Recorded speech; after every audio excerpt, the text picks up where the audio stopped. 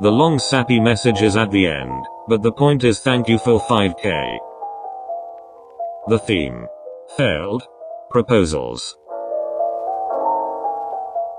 Kagehina. Hinata was panting as he brought up the collar of his jersey to wipe the sweat off his forehead. Tobio. Please. Can we go home now? Kagehina scowled, leaning down to pick the volleyball back up off of the ground. What, you tired or something? Yes, actually. You gotta build up some stamina then. We've been practicing for 6 hours. Dumbus. How am I the dumbus here? Because. You haven't even got. Just keep your focus on the ball, idiot. 6 hours, Tobio. 6 hours. Exactly. It's been 6 hours and you still haven't noticed, stupid. Hinata threw up his hands. Noticed what? Kagehina looked away, his cheeks flushing pink.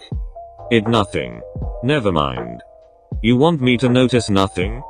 Don't be a moron. Then what did you want me to notice? It's just I can't even got this, you dumbus. Kagehina held up the ball, scowling as he pointed at some words scrawled onto its surface. Huh? Hinata squinted to read the sentence out loud. Mariam. His jaw dropped, and Kagehina huffed out loudly, crossing his arms. Tobio. What the actual oh my god? He paused, his eyes growing wide. Oh my god, you absolute idiot. You expected me to read that? I gave you 6 hours. We've been playing volleyball for 6 hours. Dumbus. You were supposed to notice while we were playing. When? Literally when? When you're spiking or something, idiot. Nobody reads volleyballs when they're in midair. Tobio's face was beet red. Well, I don't know, it was supposed to be romantic. Romantic? Tobio. We are literally dripping in sweat. How the hell is this romantic? It wasn't supposed to take you 6 hours, okay? Are you saying this is my fault? Yes. You were the one who thought writing on volleyballs is romantic. It is. But it. Okay fine, maybe a little, but still. Stupid, I just wanted you to say yes. Well, of course I'm saying yes. Kagehina's eyes widened.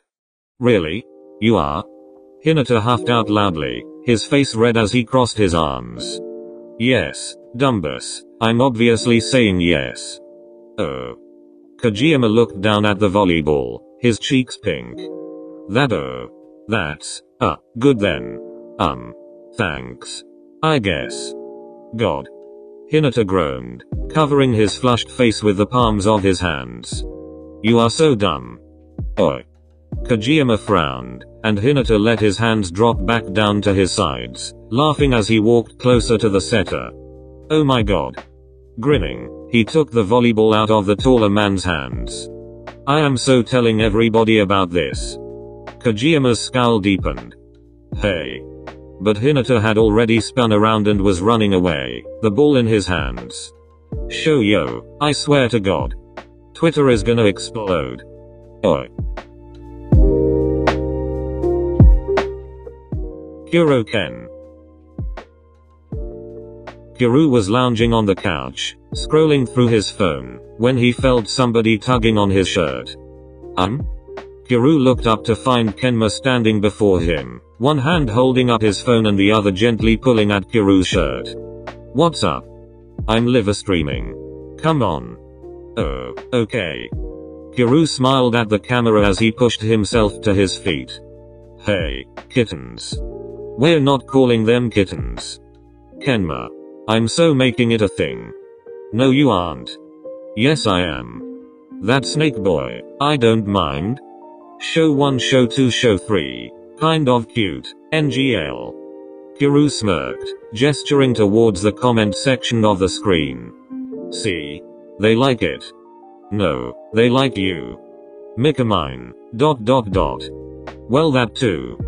Kenma rolled his eyes as he started towards the door. Come on. You're driving. Oh. Kuru started after his boyfriend, pausing to slip on his shoes. Where we headed? I haven't told them yet. The kittens. Still not happening, Kuro. But. Anyways. Kenma kept on walking to the door, his back facing his boyfriend as he looked into the phone's camera. Hey, everybody.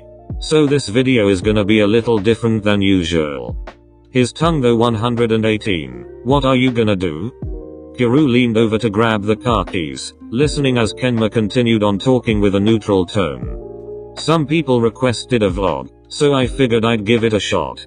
Today I decided that we're gonna be picking out engagement rings with my fiancé. Kuro froze, the car keys dangling from his fingers. Where what? But Kenma didn't pause to even glance back at him as he continued outside, leaving Kuro staring at his back with wide eyes. There won't be a game stream, but I thought you all would like this, too. That snake boy, fiancé. 789 Nohababi, OMG you're engaged? Kenma. Kuro furrowed his eyebrows, jogging to catch up with Kenma. Since when? Since when what? Since when have we been? He gestured forward at the air. Since now. What? Mikamine. ... Show 1, show 2, show 3. Please tell me somebody is screen recording this. Kenma's eyes remained fixed on the phone, his voice unchanging and his pace steady. Kuro just stared at him. When was I consulted on this again? You didn't need to be. I didn't need to what? Kenma finally stopped, turning his head to look straight into Kuro's hazel eyes, his gaze piercing. Are you gonna say no? Well, I mean, of course not, but like. Then why would I need to ask? Because that's usually considered the most basic courtesy. Kenma's golden irises studied Kuro's for another long moment. Meh. He turned back to the liver stream and continued walking forward. I was gonna wait for you to do it. But you were taking too long. Was not. Was too. Was. Wait. Kenma. We're engaged? Yup. Holy crap. Kenma. Kuro stopped walking, a grin slowly spreading across his face. MHM. Kenma paused to turn around and look back at Kuro. His expression remained neutral, but Kuro could almost see a light blush tinting his cheeks. The taller man's smile grew. Come here. Kuro opened up his arms, his smile wide. Come here. I'm liver streaming, Kuro. Don't care. Kenma huffed out loudly, but he started forward and let Kuro's arms envelop him in a hug anyways. Mikamine, or Kenma. We're engaged. Yeah. Engaged. MHM. Like, actually. Yes, Kuro, I think we've established that by now, so can we get back to? Don't worry, they don't mind. The kittens love me, after all. Kenma rolled his eyes, pressing his cheek closer against Kuro's chest. I'm never going to call them that, you know. It's a movement, Kenma. There's no stopping it. Oh god. Kuro laughed a little, pulling Kenma into a tighter hug. Holy crap. Kenma. We're engaged. Yeah. Kuro could feel Kenma smile a little through his shirt. We are. Kuro pulled back to grin down at Kenma. But I still get to ask, right? Kenma shrugged, and Kuro's crooked smile grew. Kozume Kenma. Will you marry me? Meh. Kenma turned away, starting forward and looking back at his phone. Sounds like work. Kenma. That snake boy, ouch. But Kuro only burst out into a loud cackle, shaking his head as he walked up and swung an arm over the shorter man's shoulder. Jeez. You really are something else. Tsukkiyama. Profanity warning. Dialogue in Triangle Things is in Yams and Tsuki's private messages. Yamaguchi brought another fistful of popcorn up to his mouth, his eyes glued on the movie theater's large screen. He glanced over at Tsukkiyama, but his boyfriend wasn't paying attention to the film, instead staring down at his phone, his fingers hesitating over the keyboard. Tsuki? The person in the seat in front of them turned around to give Yamaguchi a dirty look. Yamaguchi smiled at them apologetically before turning back to squeeze Tsukkiyama's elbow lightly, his voice a whisper. You okay? The blonde man studied him for a long moment before nodding and returning his focus back to the phone, his fingers starting to type. Yamaguchi smiled, moving his gaze up to the big screen once more. A moment later, however, his phone dinged. Hey. The person in front of them turned around to glare at him again. Yamaguchi shot another sheepish smile at the stranger as he pulled out his phone. Sorry. Opening up his texts, Yamaguchi's eyes darted downwards to read his latest message. I'll turn it. But then he stopped. I think we should get married. Yamaguchi froze, his eyes going wide as he read over the text one more time. Oh my god. Shh. You're disrupting the movie. Right, sorry, it's just. Yamaguchi turned to stare at Tsukkiyama, but the blonde man wasn't looking at him, his focus trained on the phone as he typed out another message. Suki? Yamaguchi's phone dinged again, and the stranger's glare intensified. You were supposed to turn it off at the very beginning. I know, and I'm sorry, just wait a sec. His eyes quickly scanned over the newest message, his heart thudding in his chest. What do you think? Oh my god. Suki. Yamaguchi's head shot up to stare at Tsukkiyama, whose gaze was still fixed on the screen, his fingers tight around the phone. There are other people here, you know. Yes, I know, and I'm really very sorry, Suki. Are you actually? This is not the space for a conversation. Please, I understand, but I'm just trying to. It's rude, you know, too. Oh my god, will you shut the fuck up for literally 5 seconds and just let my boyfriend fucking propose? The stranger's eyes went wide, their jaw dropping. What? Yamaguchi swiveled his head around to Tsukkiyama, the shorter man's cheeks flushed pink and his voice loud. Well, isn't that right? Tsukiyama's gaze was still fixed on the phone as every pair of eyes in the theater turned to stare at him, none of them making a noise. Yamaguchi's skin was flushed and his eyebrows furrowed. Suki? After a long moment, Tsukiyama turned his head to meet Yamaguchi's eyes, his cheeks tinted pink and the corners of his lips tilting upwards. Yeah. That's right. He took a deep breath, and Yamaguchi's breath hitched. Yamaguchi Tadashi, will you marry me? Oh my god. Yamaguchi broke out into a wide grin, reaching out to wrap his arms around Tsukiyama's shoulders and pull him in. Fuck yes. Later. Seriously though? You just had to do it then?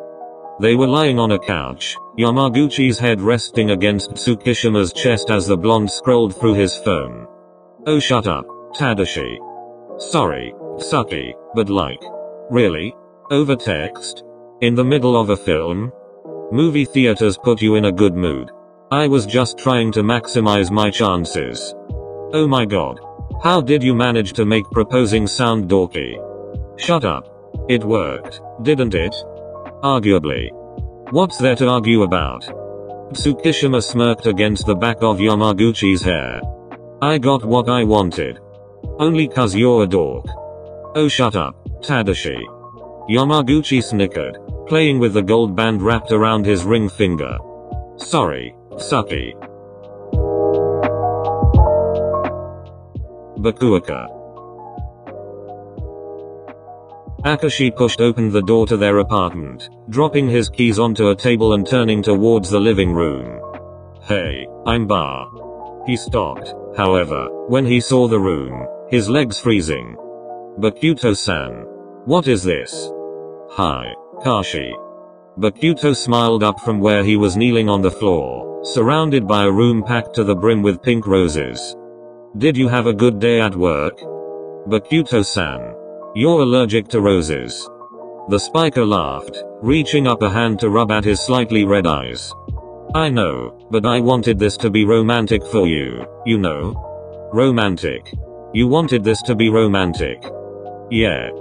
Bakuto's smile widened as he pulled out a ring box from his pocket and flipped it open. Akashi Kiji, will you do me the honor of making me the happiest man alive? Akashi just stared down into his bright eyes for a long moment in silence. I got you a ring. See? Bokuto pushed the open ring box higher, his grin sparkling. Isn't it pretty? Akashi allowed himself another long second to let his gaze sweep over his boyfriend. Bokuto's suit unwrinkled and his tie tight against his neck. Then Akashi took a deep breath. Bokuto-san. Please stand up.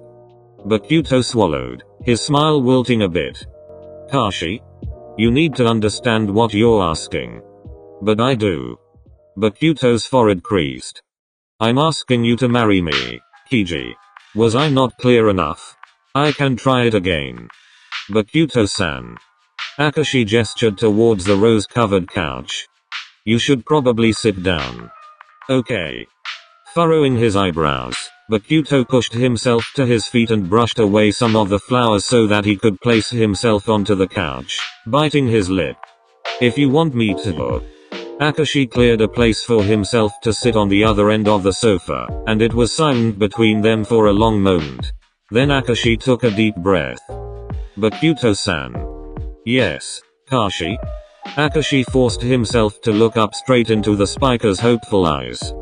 I've been thinking about this for a long time. Analyzing the different ways this could turn out. Okay. And I just want you to fully understand what this means, you know? But I do.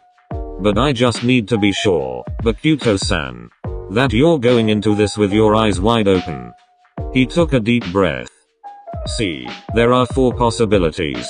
Option A, I say yes, and I end up unhappy. Bokuto furrowed his eyebrows. You'd be unhappy? These are just the possibilities, Bokuto-san. Option B, I say yes, and we both end up unhappy. Or option C, I say yes, and I'm happy, but you aren't. Bokuto tilted his head. I wouldn't be unhappy. But you could, Bokuto-san. But I couldn't. But you could. But it. The rest of his words, however, were lost in a sneeze. Reaching over, Akashi plucked a tissue box off of their coffee table and handed it to him.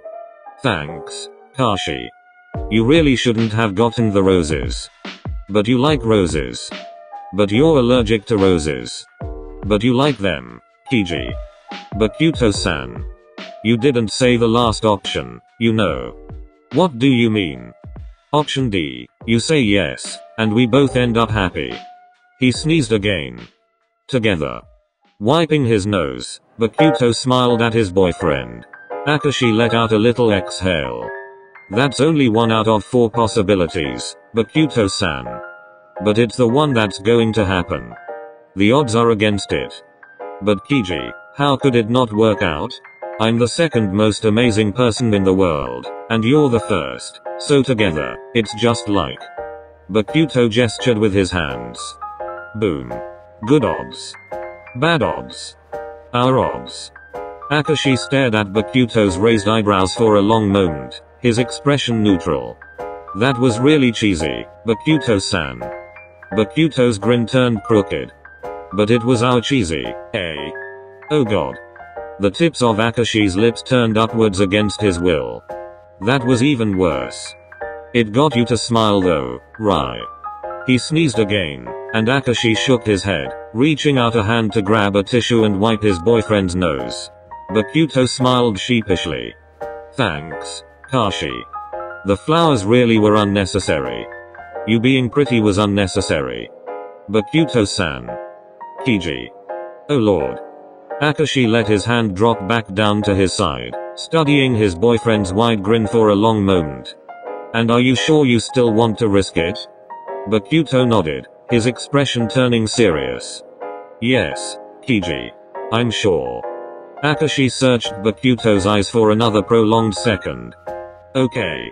As long as you're sure. He took a deep breath. Bokuto Kaotarao, I accept your offer. The spiker's face melted into a wide smile, and he launched himself forward, tackling Akashi back onto the couch in a giant bear hug. Thank you, Kashi. Thank you, thank you, thank you, thank you. You really shouldn't thank me. They're pretty bad odds. Great odds. Awful odds. Amazing odds. They literally are abysmal. Bokuto pulled his head back to grin at Akashi. But like, in a perfectly awesome way. Akashi let out a large exhale, the tips of his lips turned upwards as he shook his head. In our perfectly awesome way, you mean? Akashi. Oh god. I cannot believe I just said that. Bakuto laughed, turning his head to sneeze into his elbow before grinning back down at Akashi. I must be rubbing off on you. I hope so, Bakuto-san. And, with Bakuto propped up by his arms above him atop a couch surrounded by pink petals, Akashi plucked a tissue out of the box to reach up and wipe Bakuto's nose, his blue eyes staring straight into the spiker's golden ones. I really do. Iwaoi. Oikawa glared forward at the person standing behind the bag check-in desk, his eyebrows furrowed and his hands resting on his hips. What do you mean it's too heavy? The suitcase is over the weight limit, sir. You'll have to pay extra if you want to check the bag in. Well, that's stupid. What difference does a couple of pounds make? 16 pounds, sir. Iwaizumi sighed, tugging on his boyfriend's arm. It's fine, Toru, we'll just pay the fee. No, we are doing no such thing. We are getting this luggage onto that plane for free. This? You seriously choose to make a stand on this? I have principles, Iwa. Since when? Since I said so. Damn it, Toru. I told you not to overpack, but then you went ahead and did it, so just cough up the extra 20 bucks, shithead, and let's move on. No. Oikawa crossed his arms, shaking his head. We are not paying extra. Jesus Christ. Iwaizumi sighed again as Oikawa hauled the suitcase off of the scale, flipping the bag onto its side and unzipping it open. Come on. Help me get rid of a couple pounds. 16 pounds, sir, and there are people in line behind you, so if you could move. No. Oikawa started opening up compartments, pulling out items of clothing. I refuse to budge until we're getting this in free. Don't act like an asshat. Just move over a bit so we're not holding up the line, Shitakoa. A man's gotta stick to his principles, Iwa. Principles? These are your principles? Seriously? Oikawa crouched down so that he could reach his arm deeper into the suitcase. Relax, Iwa, we'll be off the plane and by the beach in no time. God. Iwaizumi heaved out another sigh, turning to look apologetically at the airline assistant. My apologies, he's usually better at hiding his inner. Iwaizumi's eyes widened as he glanced back down at the suitcase pocket Oikawa was rummaging through. Wait, don't. But Oikawa was already pulling a small black case out, the ring box soft against the palm of his hand. Iwaizumi swallowed. Well crap. Oikawa slowly turned his head up from where he was crouching on the ground next to the suitcase, his eyes wide. Iwa-chan. Is this oh my god? Are you're proposing? He looked back at the bag check-in line, where somebody had pulled out a phone to start recording. Here? In an airport? Oh my god. Iwaizumi's cheeks were red, his forehead creasing. Well, it wasn't supposed to be here, shithead. It was gonna be by the beach. Oh my god, you were gonna. Oh my god. Yeah, well. Iwaizumi huffed out loudly as he got down onto one knee in front of where the taller man was squatting, pulling the box out of Oikawa's hands. The setter's eyes widened, the rest of his body freezing, and some people in the line gasped. Oh my god. Oikawa Toru. Oh my god, Iwa, I'm about to get on a plane and oh my god, this shirt is stained. Oh my god. We've known each other forever. It's a Cheeto stain. Iwa, this can't be oh my god. And I love you, even the vain asshat you, and the stubborn cheapskate you, and just all the objectively dislikable yous, okay, I just love them, or you, or... Damn it, I don't even know, but the point is I want to spend the rest of our lives together. Oh my god. So, what do you say? He took a deep breath, flipping open the ring box. Will you marry me? Oikawa just stared at him, the entire airport seeming to be holding its breath. Oh my god. Iwa. I'm not even standing up. You're proposing and I'm not even standing up. Iwaizumi furrowed his eyebrows. Well then stand up, asshole. Oh my god. Oikoa's eyes welled up with tears, and he started nodding vigorously, holding out his hand towards Iwaizumi. Yes, oh my god, ah yes, just oh my god. Iwaizumi's shoulders relaxed, his cheeks beat red as he pushed the ring onto Oikoa's shaking hands. I could have had a beach proposal, oh my god. Well, whose fault is that? I just. Oikoa laughed, reaching out to cup Iwaizumi's cheeks in his hand and pull him in for a kiss. Some people in the line started to clap, and when Oikoa pulled back to rest his forehead against Iwaizumi's, he was smiling hard. Oh my god. If they won't let the suitcase in for free now. Iwaizumi sighed. For goodness sake, Toru. You gotta stick up for yourself, Iwa. Oh my god. Kyouhaba. Kyotani crossed his arms, slumping against the booth's chair and staring sullenly down at the table. Kyouhaba sighed as he picked up a French fry. So, wanna tell me why you're in such a bad mood? Hey. Scowling, Kyotani shook his head. I'm not in a bad mood. Really? Kyouhaba raised an eyebrow. What would you call this then? None of your business. That's what I would call it. Kyouhaba laughed at Kyotani's glare, rolling his eyes. Come on. You're not a teenager, Ken. Can't blame hormones anymore. Kyotani's frown deepened. I'm not blaming anything. It grew quiet between them for a long moment, the only sound in the otherwise empty fast food restaurant being Kyouhaba chewing on a fry. He watched Kyotani scowl down at the table for a long moment in silence before sighing and pushing the small box of chicken nuggets out towards the bleached blonde. Here. Eat. Kyotani glared at the small box for a long moment before begrudgingly reaching out and taking a piece. Kyouhaba smiled. Still none of your business. Okay. Kyotani furrowed his eyebrows as he chewed on the chicken. Kyouhaba watched him closely. So. Why are you in such a bad mood? It's not a bad mood. Ken. This is a bad mood. Well, it's none of your business. Really? You're gonna make me use one of those cheesy but you are my business lines? You wouldn't. Oh, but I would. Kyotani's frown deepened as he stared at Kyouhaba. After a long moment, however, the spiker huffed out loudly and reached into his pocket, his voice a grumble. Fine. Pulling out a small black box, he set it down on the table between them before crossing his arms and looking away. Kyouhaba just stared at him. Ken. But Kyotani didn't reply, only squaring his jaw as he studied the window determinedly. Is that what I think it is? His boyfriend simply grunted in response, shrugging.